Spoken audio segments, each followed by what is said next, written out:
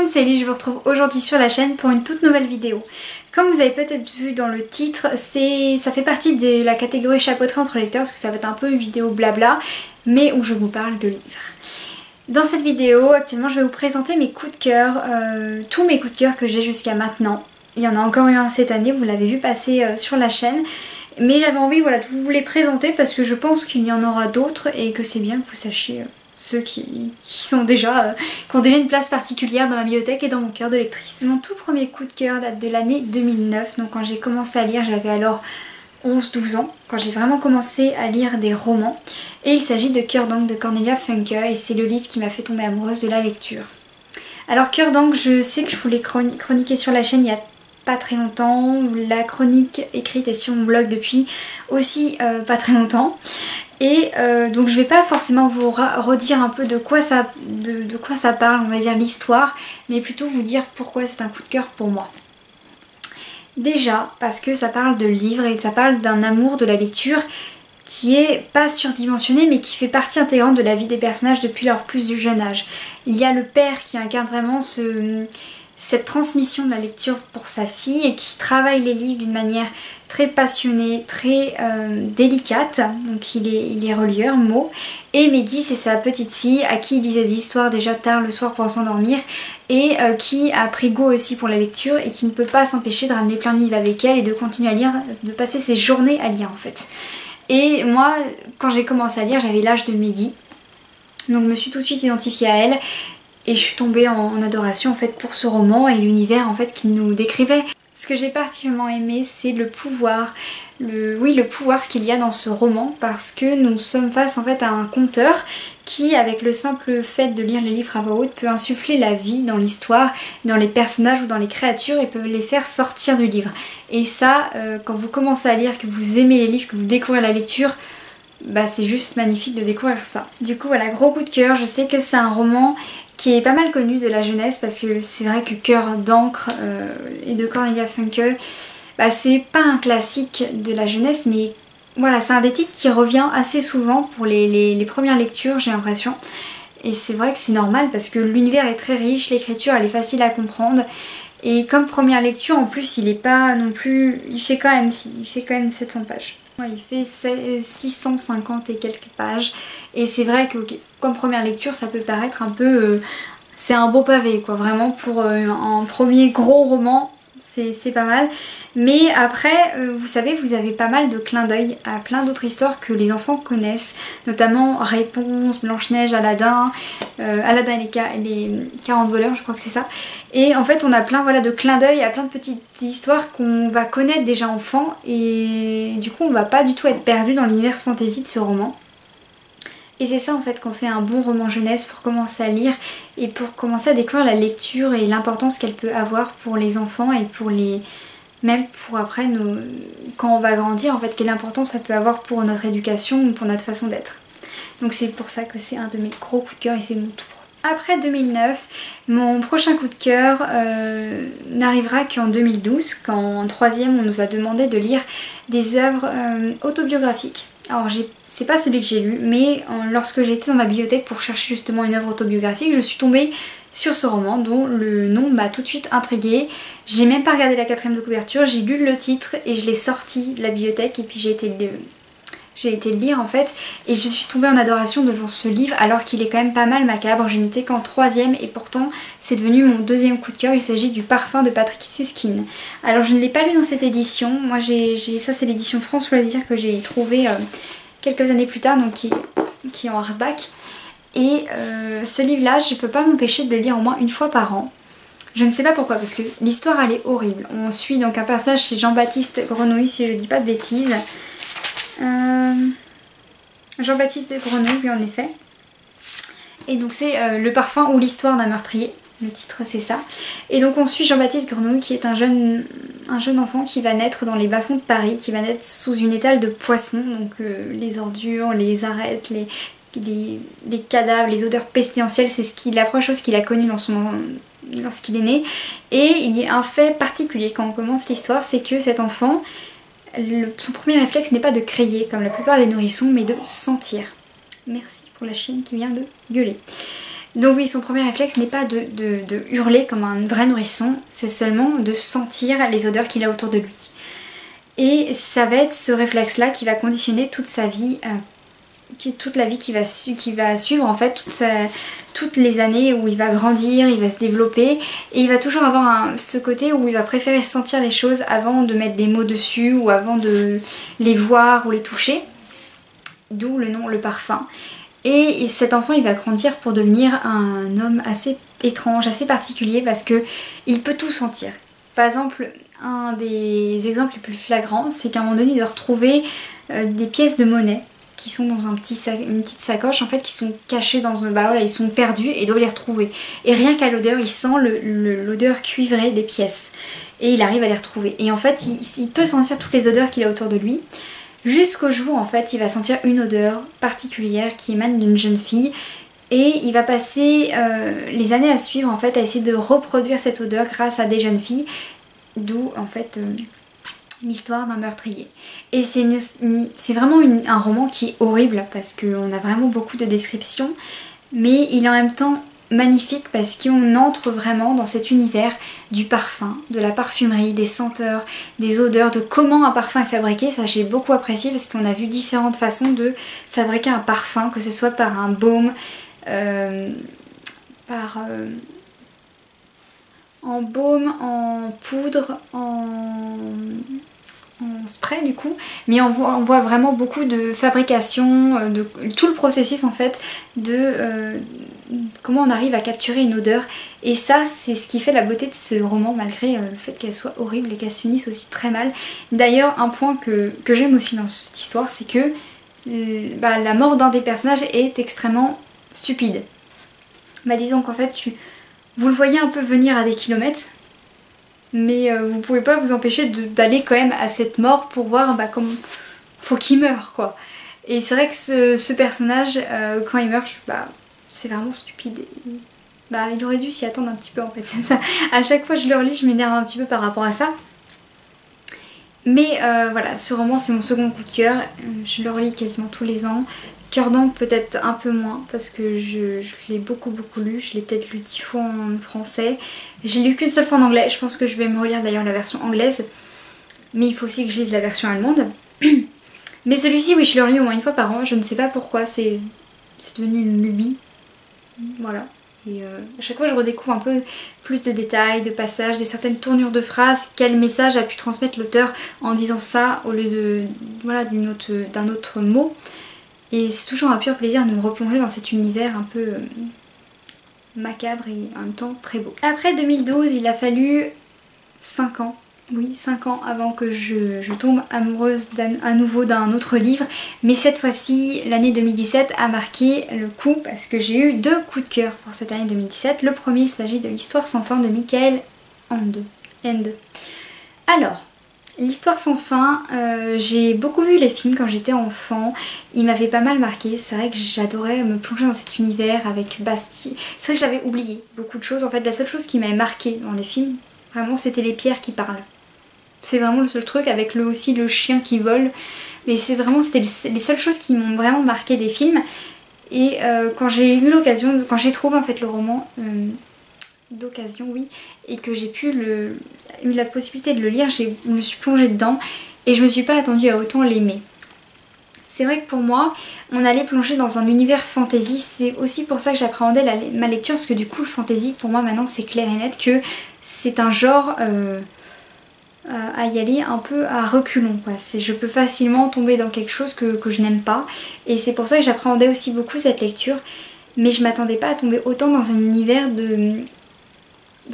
vous savez, qui est une mise en abîme en fait, où vous avez le personnage principal qui lit une histoire sur l'histoire actuelle et il se voit en même temps qu'il lit, enfin c'est très particulier, il y avait vraiment une mise en abîme, mais en même temps il se plongeait vraiment dans l'histoire jusqu'à s'identifier au personnage, s'imprégner de toutes les aventures, et c'est comme nous qui lisions en fait.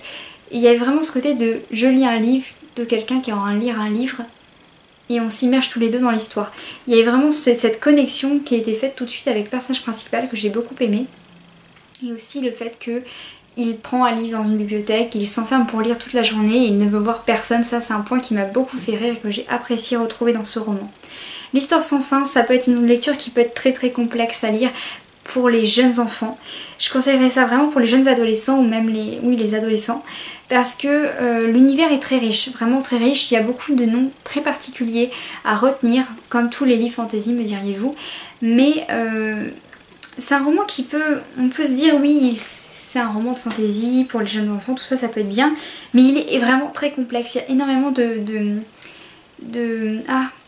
il y a beaucoup d'utilisation de certains procédés littéraires en fait pour écrire cette histoire qui peuvent être très difficiles à comprendre pour des jeunes lecteurs et c'est vrai que je le conseillerais seulement pour les jeunes adolescents ou les jeunes adultes. L'histoire sans fin, je pense me le relire en anglais dans la version originale, ce qui est normal, mais essayez de me le procurer, vous savez, dans la version les éditions Brajlon, donc c'est une édition un peu comme ce qu'ils avaient fait pour Princess Bride, donc je l'ai dans ma pile à lire en ce moment et je sais que la couverture elle est toute bleue, il y a pas mal de symboles, vous savez, justement de ce monde de l'histoire sans fin et j'aimerais beaucoup me la procurer et du coup je me le lirai qu'une seule autre fois en anglais, mais je pense pas me relire vraiment l'histoire en français un jour, même si c'est un coup de cœur, c'est le genre de coup de cœur, vous le finissez, vous reviendrez pas dessus. Pour moi c'est un peu ça, je pense pas revenir dessus un jour et il y en a, et celui qui est aussi pour l'année 2017, c'est la même chose, je reviendrai sans doute jamais dessus en français, seulement en anglais. Donc mon second coup de cœur de l'année 2017, il s'agit de Marche ou crève de Stephen King, alias du coup Richard Bachman. En fait il l'a écrit sous le pseudonyme de Richard Bachman. Stephen King, vous l'avez souvent vu passer sur la chaîne et vous savez que dès qu'il écrit des romans un peu d'épouvante horreur, ça ne le fait pas trop. Cimetière, j'ai pas accroché. Ça, le tome 1, il est toujours en cours, je pense le reprendre seulement donc en octobre, quand il y aura dans la période d'Halloween, et en plus le second volet de la nouvelle adaptation va sortir, donc je serai en plein dedans. Et les seuls autres genres où je l'ai lu, c'est Désolation, donc ça a été du coup un thriller un peu horreur, mais du coup on restait dans quelque chose de pas fantastique du tout, enfin pas trop. Et ça l'avait pas fait non plus. Bah, ça l'avait fait mais c'était vraiment répugnant. Marche ou crève, il m'a vraiment tenu en haleine celui-là, je l'ai lu d'une traite et j'étais époustouflée parce qu'on se retrouve en fait avec Garati, un nom en plus à coucher d'or. Désolée pour tous ceux qui s'appellent Garati mais je trouve ça un peu bizarre. Garati, donc c'est un jeune adolescent qui a décidé de participer à la marche. La marche, je vous explique ce que c'est. C'est une grande compétition qui a lieu... Ils disent pas quand. En gros c'est un grand événement qui est organisé, il y a 100 participants, c'est la longue marche et donc à chaque fois il y a plein de jeunes qui peuvent s'inscrire et sauf qu'à la fin il en reste qu'un sur 100. Vous vous doutez, on sait déjà que celui qui va rester c'est bien sûr le personnage principal, mais comment il va réussir à arriver au bout de cette longue marche parce qu'en fait ces 100 personnes arrivent donc sur le lieu de rendez-vous. Ils ont des affaires, tout ça, ils sont chaussés, enfin ils ont préparé leur matos, tout ça, et ils commencent à marcher pour ne jamais s'arrêter jusqu'à ce qu'il n'en reste qu'un seul debout. Et en fait, ce qui est vraiment horrible, c'est que au fur et à mesure que la marche en fait se déroule, ils commencent à prendre conscience qu'ils se sont tous lancés dans une aventure impossible, un suicide collectif. En fait c'était ça pour moi, c'était un gros suicide collectif cette longue marche. Et ce qui m'a vraiment brisé le cœur, c'est les avertissements. C'est que durant la longue marche, en fait, vous allez recevoir 3 avertissements si vous vous arrêtez trop longtemps. Donc premier avertissement, ok. Deuxième avertissement, ok. Troisième avertissement, vous prenez une balle dans la tête. Voilà, ça vous annonce la couleur du roman. Mais celui-ci, je sais pas pourquoi j'ai accroché. Pour moi, c'est un coup de cœur parce qu'il m'a vraiment tenu en haleine du début jusqu'à la fin. J'étais vraiment sur le roman, j'étais pas bien, mais je voulais savoir comment ça allait se finir et je pouvais pas le lâcher avant de savoir vraiment s'il allait s'en sortir, Garati. C'est pour ça que j'aime beaucoup, parce qu'en plus il est rapide. En fait ça dure le temps de la marche, et pour moi il a été très rapide.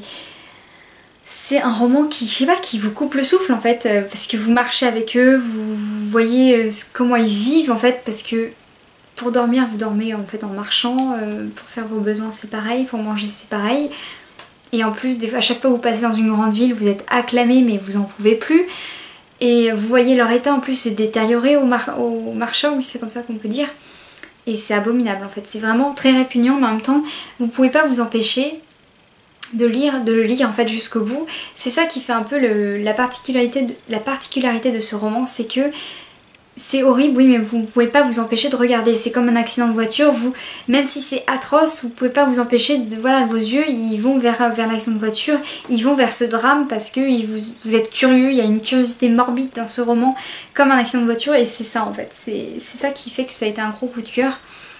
Mais je crois qu'à part me le lire en anglais, je le relirai vraiment pas en français, j'ai pas du tout envie. Parce qu'une fois ça m'a suffi. Ce roman je le conseillerais uniquement aux jeunes adultes ou même aux adolescents qui sont habitués aux lectures très sombres, très gore.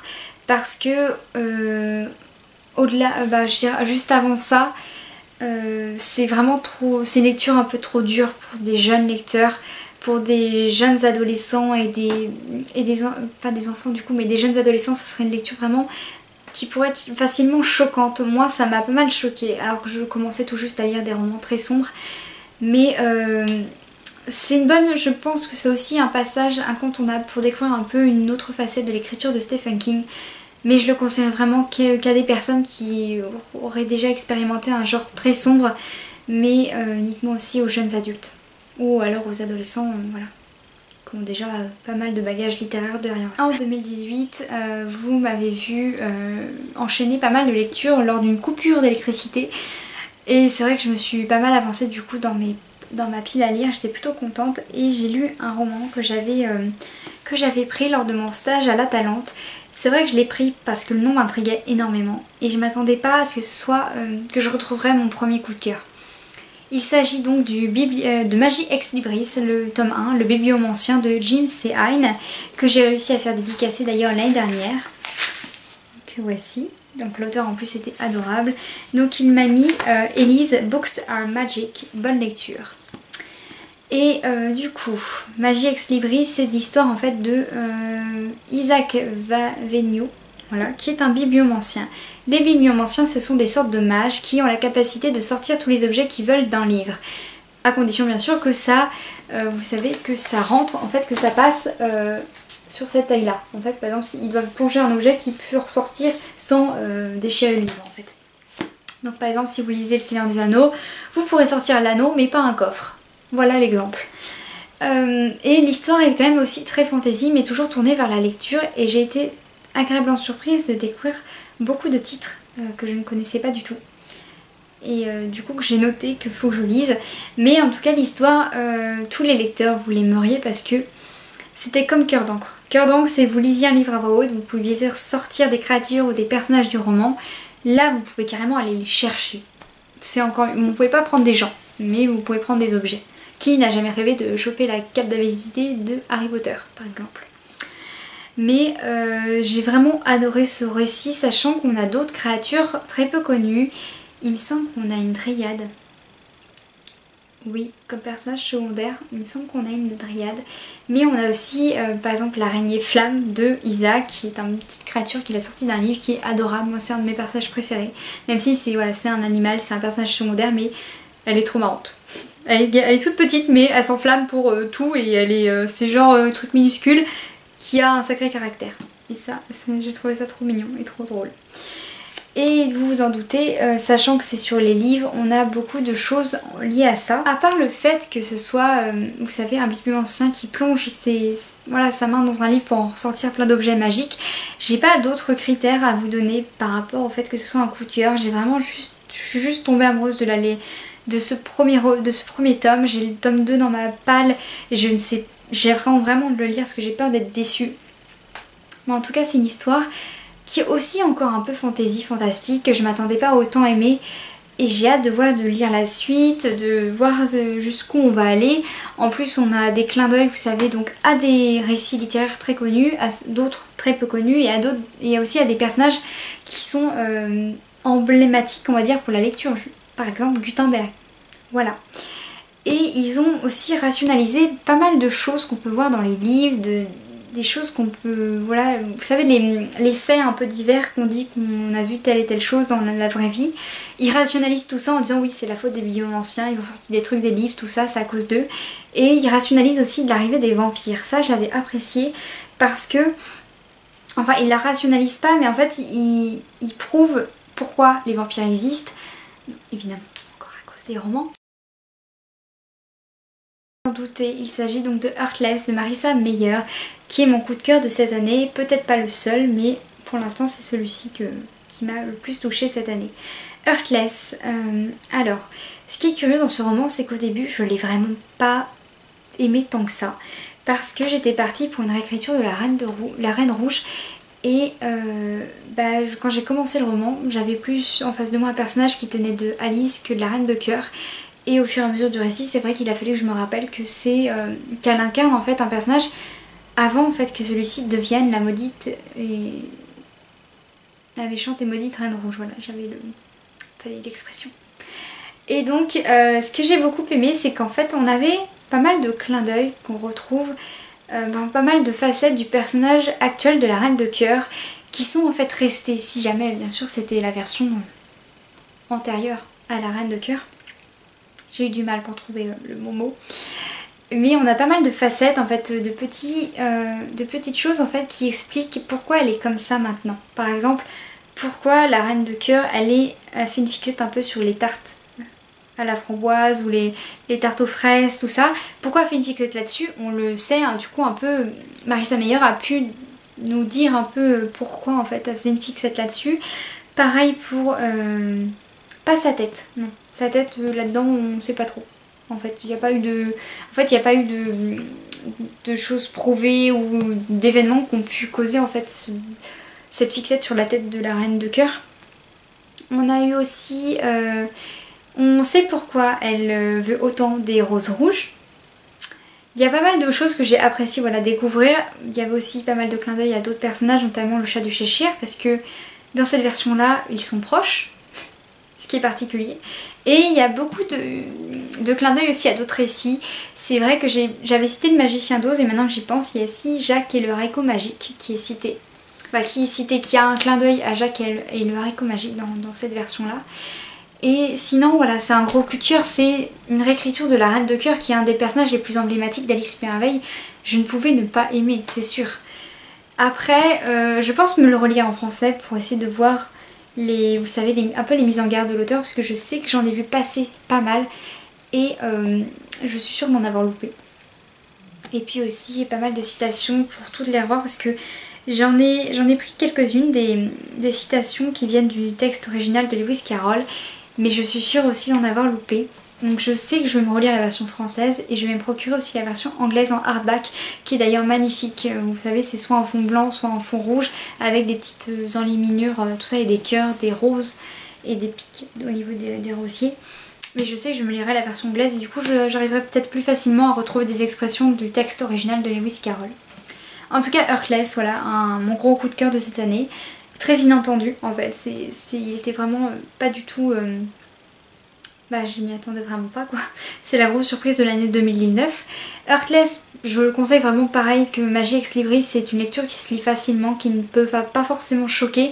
Enfin, il y a quelques passages un peu durs, mais voilà, vous connaissez la Reine de Cœur. Pourquoi d'ailleurs elle veut faire couper les têtes, on le sait là-dedans.